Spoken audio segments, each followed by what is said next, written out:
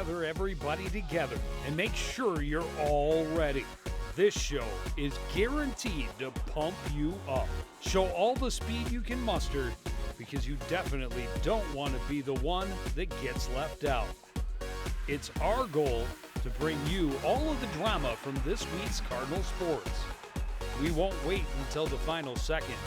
We want you to have plenty of time to savor all of these tasty highlights. Sports Night is next.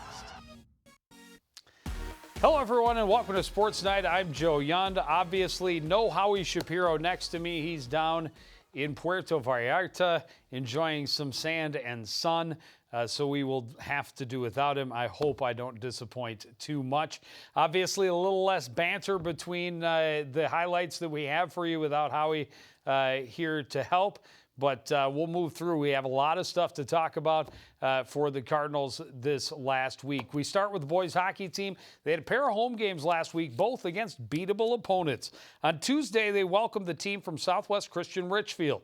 The Stars were just a game below 500, and they'd fared better against common opponents. Still, the Cardinals had to see this as an opportunity to get a much-needed win.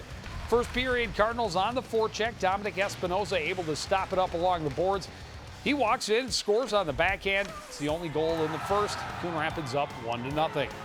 Stars tied it in the opening minute of the second, but the Cards get back in front here. Andrew Racine able to dig it free. Center for the redirect by Ethan Hansen, and it's 2-1 home team. Just 2 minutes later, turnover at center ice. Derek Avery walking in. He goes top shelf for the score, and Coon Rapids is up by 2 midway through the second. Southwest Christian Richfield gets one back late in the period. Caleb Bendel's centering pass gets taken away, but he takes it right back and then beats Connor Wise 5-hole. 3-2 Coon Rapids going into the third. First minute of the final frame, Alex Billy gets it near the blue line and puts it toward the net. Keeper misplays his shot going high. It's off of his blocker and into the net. Cards have a little breathing room once again, but it wasn't enough. Stars crank up the intensity on offense. Shot from the point is blocked. Good jump on the puck by Nick Houst. He beats Wise back to the stick side. That tied it up with 9 minutes left. Knotted up into the final 90 seconds and then controversy. Stars create chaos in the crease. The net clearly comes loose, but the ref rules it is a goal, and Southwest Christian Richfield gets its first lead of the night. Cardinals do not roll over. They pull the keeper, and it pays off. Harry Koval with a shot through traffic. Ethan Hansen in the right spot for the rebound. He scores his second of the game with 32 seconds remaining, and that forces overtime. Stars strike quickly in the extra period. Puck played to the point. Cullen O'Connell shoots through a screen. It's off the far post and in. Cardinals fall in heartbreaking fashion, 6-5 in overtime. Well, the Cardinals had to shake that one off pretty quickly and prepare to move forward with Anoka coming to the Crick on Thursday. Tornadoes also had just 2 wins on the season, but one of them was a 2-0 win over the Cardinals early on. This was a chance for Coon Rapids to get a little revenge and an opportunity to score a conference victory. Cardinals grabbed the early lead. Dominic Espinoza stepping up from the point again. Great pass to Derek Avery with a wide open net. Avery's third goal in 4 games puts Coon Rapids up 1-0. But Anoka answers. Austin Lang fights through a hook, finds the 5-hole on Connor Wise. Game is tied after the opening period. Just the start of a big night for Lang. Same score midway through the second period. Puck played high through center, knocked down. Ethan Hansen able to dig it free, gets in on the breakaway. He scores. Coon Rapids back in front 2-1 going to the third. Anoka evens the score early in the third off the faceoff win. Lang a quick shot to beat Wise. It's tied with 15 minutes to play in the third, and it stays that way until late in the overtime. Anoka on the rush, down the left wing, or drops it for Lang, cutting to the slot. He completes the hat trick with a game winner in overtime, and the Cardinals fall an extra period for the second game in a row. Well, the Cardinals clearly 2 heartbreaking losses like that in games where they thought they had an opportunity to get a much-needed win. It didn't help their attitude going into Saturday's game at Elk River. The Cardinals really didn't show up against the Elks. Gave up 2 goals in the first 32 seconds. They were down 5-0 less than 6 minutes in. Connor came out, Aaron went in. The barrage continued. The Cardinals give up their worst loss of the season, 16-0 the final. Most shots they've given up and the worst shot differential in a game, all in that same contest on Saturday. Cardinals have the whole week off. They're at Osseo this Saturday. Osseo, a team that also beat the Cardinals 2-0, another team near the bottom of the conference. So hopefully the Cardinals will be re-energized and go out and be able to get that monkey off their back. They play at Centennial on Tuesday the 4th. Girls hockey team continues to roll with just a couple of games left on their schedule. They went to Armstrong Cooper last Tuesday, got a 6-1 win over the Hawks, or the Wings rather. And it was Kalo had a goal and 2 assists. Kennedy Bolander a goal and an assist. Other goals from Kylie Scott, Brooke Del Castillo, Molly Terabeza, and Delaney Johnson. Cameron Meyer gets her first start of the season, makes 12 saves to get the win, gave up just 1 goal. On Saturday, the Bluebirds, went to Centennial and they beat the Cougars 3-1. Delaney Johnson factored into all 3 goals with 2 goals and an assist. Terabeza and Ness each had a pair of helpers. Holly Johnson had the other goal. Elia Johnson made 20 saves, giving up just 1. And they are now 14-8 with 3 games remaining. They host Blaine on Tuesday at the Forum. That's the final home game. Or no, it is not. They host Blaine at the Forum on Tuesday. They're at Rogers on Saturday. And then next Wednesday, they host Blake. And that will be the last home game of the season. And Blake ranked number 6, I believe, right now in AA. So that's going to be a great test for them before heading into the section where currently, based on Minnesota Scores website, they are second in the section behind Maple Grove. So a good chance, especially if they're able to win these games against Blaine and Rogers, who are 3-4 in that section. In this week, they could really clinch that number 2 spot in the section and be looking at being the home team essentially for the first 2 rounds of the playoffs. Moving right along.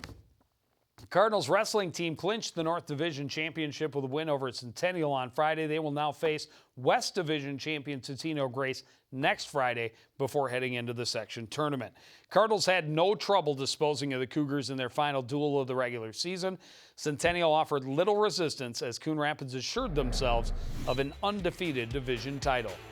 Cougars won at 106, but it was all Cardinals after that. They forfeit the next 2. Then the pinning parade begins at 126. Enoch Madimbo working hard to get his man rolled over, finishing the match in just 91 seconds. It was the first of 8 pins for the Cardinals. They get 4 straight, starting with Jacob Linville at 138. He counters to put his man to the mat, turns it into a headlock, gets a pin early in the 3rd period. Alex Kowalczyk with a big lead late in the 2nd period at 145. He gets a double armbar in, rolls his man over, gets the fall with just 4 seconds left in the 2nd period. Dalen Jones on the attack right off the start at 152. Great takedown, and doesn't take long after that. Jones also using the headlock. He's done in just 53 seconds. Demetrius Seals destined to keep the streak going at 160. Tight battle into the 3rd. That's when he gets Bettinger turned to the mat, gets chest to chest. He gets the pin in 5 minutes and 4 seconds. Cardinals won 13 straight matches. They add 3 more pins in the last 3 classes. Riley Hargrave with a great headlock to take his man straight to his back. Gets a pin late in the 3rd period at 220. Cards coast to a 72-6 win. Obviously, 3 forfeits for Centennial, and that one helped the match and the score get more lopsided, but 8 pins by the Cardinals. Only 2 matches went the distance all night. Cardinals getting victories in both of those decisions. Cardinals will be at Blaine for an invitational on Saturday. Then, as I mentioned, they're at Totino Grace to face off against the West Division champion next Friday. Tournament time right around the corner for the gymnastics team as well. Just a handful of events left for them to get ready. Last week, the Cardinals took on a very strong Anoka team, making it tougher to see improvements. Cardinals' scores stayed about the same, but their places fell due to the depth of talent on the Tornadoes roster. We start on vault with Aaliyah Vu. A nice back somersault with half twist, a little step on the dismount, an 8.4, but that's only 7th place. Cassie Rushmeyer does a little bit better. She takes 5th with an 8.5. Anoka has 4 girls at 8.95 or better. Same story on the beam. Tornadoes running away with the team score, but the Cardinals seeing positives and improvements. Ada Drummy, one of the younger Cardinals, seeing her work pay off with a 7.4 for this routine. And the Cardinals' best on the beam is Rushmeyer again. Coming up, back-to-back one-handed walkovers will definitely help crank up the intensity for her routine. A little stumble, but that's no problem. She has a solid dismount, scores a 7.6, and finishes in 6th place. Anoka owned the top spots in every event except for the floor routine. A couple of Cardinals with podium finishes there. Aaliyah Vu, a great tumbling run, helps her score an 8.75 to take 3rd place.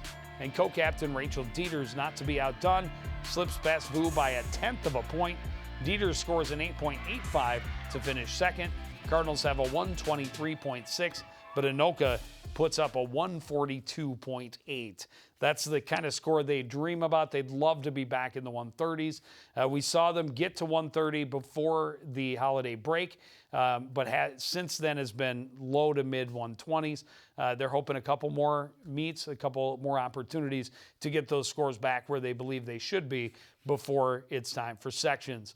Cardinals will be at Elk River on Thursday. Rogers will be the host team. Andover will also be there, but it is at Elk River High School. The Mustang Invitational in, where is that? Mustangs, Mounds View, on Saturday. No, sorry, Breck Invitational. It's at Breck. It's the Mustang Invitational, I assume. Swimming and diving team, a couple of events last week. They went to Andover and they had some good times, but not able to knock off the Huskies. A lot of first place finishes, as you can see. Tyler Schultz in the 200 and 500 free. Jack Simmer in diving. Nick Melsha in the 100 fly. Matt Struess in the 150 free. And Mayanja in the 50 free took 2nd place. So a 1-2 finish there. Melsha had a 2nd place finish in the 200 IM. But with that many first place finishes, it tells you something about the depth of the other team that they were able to get the victory. On Saturday, they were at the Blue Jackets invite in Cambridge, Isani. Matt Struess. It should be Tyler Schultz with, and I did put Matt Struess, that's my mistake. Those are Tyler Schultz's records in the 200 IM and the 100 breast. I don't know why I put Matt Struess, but I apologize. It's a phenomenal moment for Tyler Schultz, too. We know so well about all the records his sister has set. She's a junior. Tyler's just a sophomore this year. Those are his first 2 pool records, and I put them on with the wrong name. My bad. Nick Melsha was first place in the 500 free and 2nd in the 200 free. And Mayanja was 3rd place in the 100 fly. But a 4th place finish, feeling pretty good about that, was Coach Doug Donaldson, as they were closer to 3rd place than they were to 5th. And it means the team is moving in the right direction. Not a lot left in the competitive schedule for the swimming and diving team. They'll be in Hibbing for a tournament this weekend, and then they are off until sections the 20th through the 22nd of February.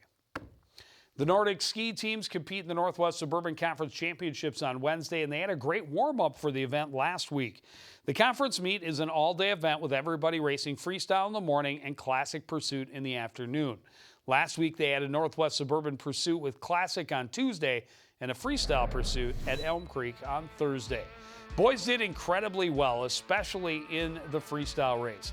Everybody in a Coon Rapids uniform was able to improve their place on day 2. Puts them in great position heading into this week's championships. Josh Thoen had the best finish for the Cardinals. He was 7th in Classic, but finished 3rd on Thursday for a 6th place finish overall.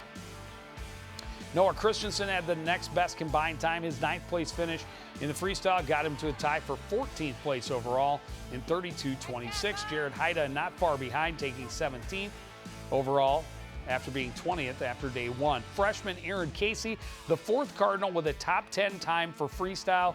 He finishes 19th. As a team, the Cardinals are second of the 6 teams competing. Girls also had better finishes day 2 and almost all improved their positions from the Classic race. It helps. It was a little warmer and not quite as windy. On Thursday, the snow conditions were more favorable. Cardinals took advantage. Abby Ellenbecker couldn't improve much on her first place finish day 1, but she increases her lead by a little, winning by almost 90 seconds. Lila Gilliard had a great showing in last week's pursuit. 10th place finish puts her in great position for a possible all-conference spot. Junior Issa Hoagland is next to the finish for Coon Rapids. She's 30th overall, and sophomore Kayla Lowe is just 7 seconds back in 31st. Cardinals are 4th as a team. Overall, a great showing and a great warm-up for both teams. It'll be interesting to see how they do when they put both races together on the same day. And we saw it, or I saw by looking at all the numbers, Cardinals numbers in both boys and girls are better in the freestyle, their positions in the conference standings. The big question is, when they have their strength first, will they be able to hold leads? Will they be able to catch people that are in front of them in the second part of that pursuit? And the weather should be very nice. It's going to be a little warmer middle of this week, so it will not be bitter cold. Hopefully the snow conditions are good for both of those races, but that is down at Theodore Wirth. They start in the morning with the skate with the freestyle race, and then the Classic in the afternoon. I believe it's like boys and girls at 10 and 11, and then 1 and 2. Don't quote me on the times. A similar situation next Wednesday at the Section 5A Championships. That will also be a pursuit race. Alpine team competed in its 4th race of the season on Thursday last week. Boys finished in 7th. Reed Smith, a nice day, finishing 14th in a time of 54.54. Jacob Sides also in under a minute, as were Delfrati and Tweedy, who tied one another at 57.84 seconds. Ryan Wild was 78th overall. On the girls' side, a little better team finish. In 6th place, Emma Boland led the way in 12th with a time of 1:12.96. Emily Verbeek was in 24th. Robidoux was in 35th. Vossen in 54th, and Hafferman in 64th. And for them, they have the final race of the conference schedule on Thursday at Trollhagen, and then the Section 7A race is next Tuesday up at Giants Ridge in Bowabic. Boys basketball team, a busy schedule, a couple of games against conference opponents to start. On Tuesday, they hosted Centennial and came up short against the Cougars. Jordan Doe, 15 points and 5 steals. Talon Elmy also had 15 and 3 boards. Jackson Aurelius, 13 points and 6 boards. Galama added 8, and Palmer had 7 in the losing effort. And then on Thursday, the Cardinals at Andover to take on the Huskies, and they come up short there as well, losing by 11. Lucky Morange led the way with 13 points. Jackson Aurelius, a double-double with 12 points and 12 rebounds. Jordan Doe, the 3rd player into double digits with 11. Jaden Palmer just off of the double-digit mark with 9, and Talon Elmy had 7 points as the Cardinals lost and dropped to 4-9. On Saturday, the Cardinals traveled to Blake High School to take on a Bears team that was 11-2 on the season. Now, the Bears are a double-A team. Still, starting a season 11-2 is impressive regardless of the competition. So the Cardinals knew they would have their hands full, and this one went right down to the buzzer. Blake showing off the ball movement early on, and it leads to an open look for Jasper Liu. He buries it. Part of a big night for him, and the Bears are up early. Cardinals come roaring back, though. Talon Elmy inside to Jackson Aurelius. He takes it up strong for the basket and the foul. Cards score 8 unanswered and take a small lead. But the Bears control most of the first half. Speed to the basket by Robert Grace IV.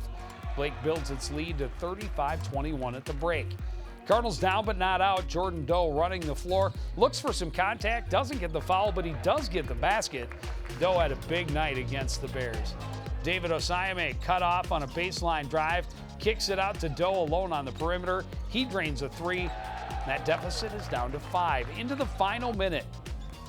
Doe again, this time with a couple of hands in his face, and he buries it. A 1-point game with 25 seconds left. 13 left, and Lou at the free throw line trying to increase the lead, but he misses. Aurelius has the rebound. Cardinals push it up court. Kicked out to Osayame. He fakes again, then has it poked free.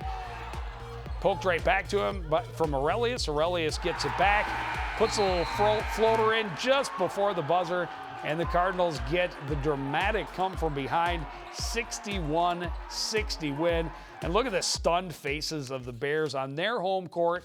They thought, looking at the records, here's the team coming in, they're 4-9. Yeah, they're a big, they're a big school, but they're 4-9. We're rolling right along at 11-2.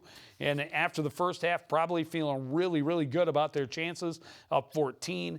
But it all falls apart in the final seconds. And I don't know how many times, it's countless times that we have talked on this program, the importance of free throws. Free throws right there could have made it a 3-point game, did not. Instead, and then almost a steal. And Aurelius pokes it right back. Osayame gives it back to him. Gets a little floater to fall.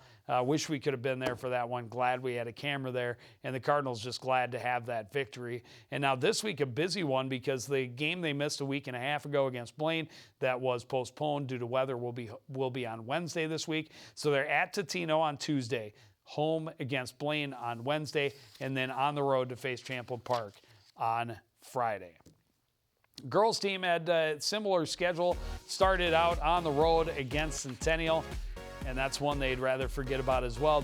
Lost that one 60-32. Leading scorers Ella Georgie and Jenny and Tomboy with 7 points each. Nicole Post had 6, Macy Holland had 5, and Kylie Hetwer had 3. Well, the schedule didn't get any easier for the Cardinals on Thursday when they played host to the Red Hot Huskies. Andover had won 4 straight games, all against conference opponents. They were 9-7 overall, but 4-1 in the division and tied with Maple Grove for first place in the North. Cardinals would clearly have their work cut out for them. Cardinals keeping it close early, inbounds to Nicole Post. She drives to the basket for the score. It's tied at 8. Stays tight throughout the first. Kylie Hetwer, great anticipation to jump the pass. Takes it to the hole for the easy basket. Cards up by 2. Hetwer has really upped her game the last couple weeks, and she's big against Andover again. Left alone on the wing, drains the 3, keeps the home team ahead. She had 7 in the game. Huskies have the answer, though. Alyssa Girth dials the long-distance shot. That evened the score at 20. Cardinals were up by 1 at the half. Coon Rapids looking to stretch the lead in the second. Good look to find Macy Holland open on the right side. She had a team-high 8 points. Cards lead by as much as 7. But then things turn in the Huskies' favor. Bad pass on the inbound immediately costs the Cardinals. Girth on the breakaway for the easy 2. And they start to take some momentum. Emily Dimer left with an open look from the perimeter. 3 of her game-high 16. Andover comes from behind and gets away with a 47-38 win. And very similar feeling as the Blake boys might have had. Cardinals, midway through that second half, feeling they had that lead, things were going right, and then they unfortunately slipped away. They will have that same busy schedule as the boys. Host Totino on Tuesday. They're at Blaine on Wednesday, and they host Champlain Park on Friday. So I'm not sure how many minutes that was. I'm certain it wasn't 30, but it was certainly more than 15, and that's all we have for you this week on Sports Night. It'll be a much better show next week when Shapiro returns all tan from his vacation in Mexico. There's a look at what we have coming up for you. This may be subject to change. It's possible we will be doing the boys basketball game on Wednesday against Blaine instead of the girls basketball on Friday against Champlain Park. But that's just to keep you guessing. We will be at the Ice Forum in Champlain Park, or in Champlain, for the Champlain Park Coon Rapids Blaine game live at 7 o'clock on Tuesday. And we will see boys hockey at Centennial on Tuesday the 4th at Centennial's brand new arena. Kind of excited to see that when we get there. But that is going to do it for this edition of Sports Night. I want to thank everybody out there for joining us and continuing to support everything we do here at CTN. For the entire crew, including the chief himself, Neil Highlights Hennon, I'm Joe Young, saying good night.